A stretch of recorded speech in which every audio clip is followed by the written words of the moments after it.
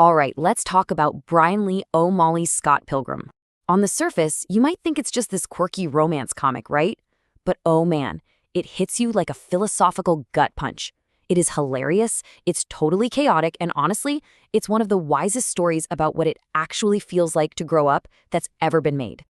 So the whole thing kicks off with this simple but just fantastic premise. Imagine this. You fall head over heels for someone, but to actually be with them, you have to literally fight every single one of their exes.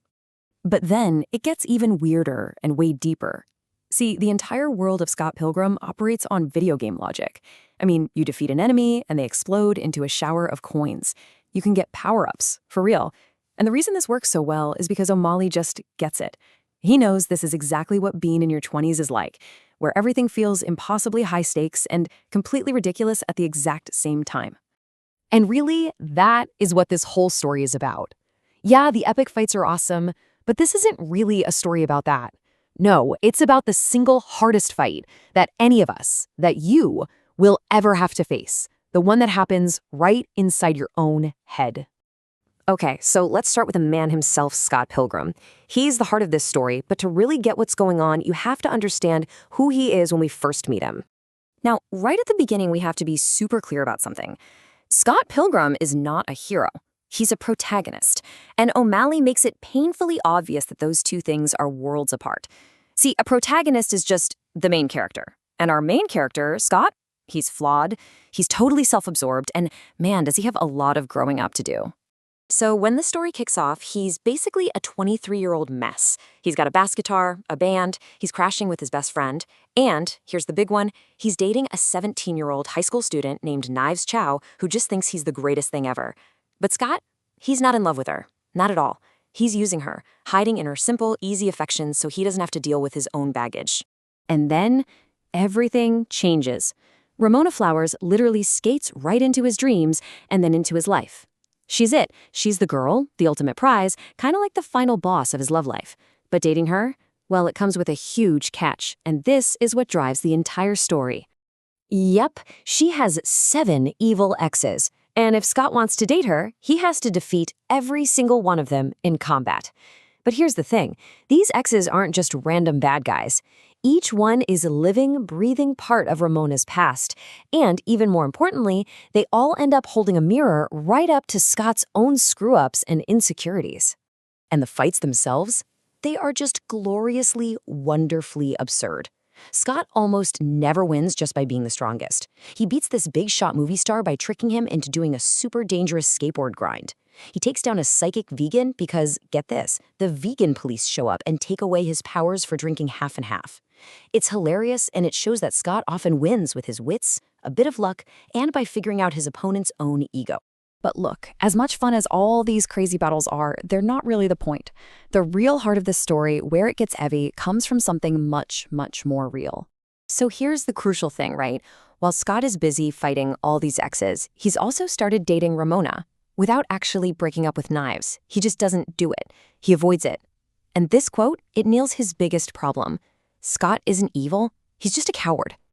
And this is the moment where the story just rips away the fantasy. It makes it so clear that the video game fights are just for show. The real damage, the actual explosion, that happens when Knives finds out about Ramona. She is absolutely devastated, and her heartbreak is treated with total seriousness, reminding us that even in a world where people explode into coins, emotional pain is still very, very real.